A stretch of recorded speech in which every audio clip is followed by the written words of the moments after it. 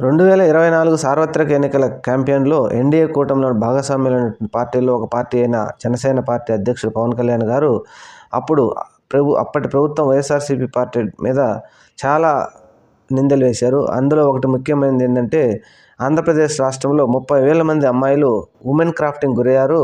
వారందరూ గురించి నాకు అయినట్టుగా కేంద్ర నిఘు సంస్థలు చెప్పాయి అని అప్పుడు చెప్పారు. ఇప్పుడు ఆయన అధికారంలోకి రాగానే కనుగొన్నట్టుగా సమాచారం. వారందరినీ వారి తల్లిదండ్రుల దగ్గరికి చేరుస్తున్నట్టుగా సమాచారం. వారికి ఎవరైతే ఉమెన్ క్రాఫ్టింగ్ చేశారో వారికి కూడా రాబోయే 10 నుంచి 15 సంవత్సరాల లోపు వారిని కనుక్కొని వారందరికీ శిక్ష వేస్తున్నట్టుగా సమాచారం. మరి ఇంకా జరిగిన వైఎస్ జగన్మోహన్ రెడ్డి గారి ప్రభుత్వంలో జరిగినటువంటి తప్పులన్నీ కనుగొని రాబోయే 10 నుంచి 15 సంవత్సరాల్లో వారికి శిక్ష పడేటట్టుగా చేస్తారంట. చూద్దాం మరి పవన్ కళ్యాణ్ గారు ఆ 30,000 మంది అమ్మాయిలను తీసుకొచ్చి వారి తల్లిదండ్రులకు మరి చేరుస్తారో లేదో చూద్దాం.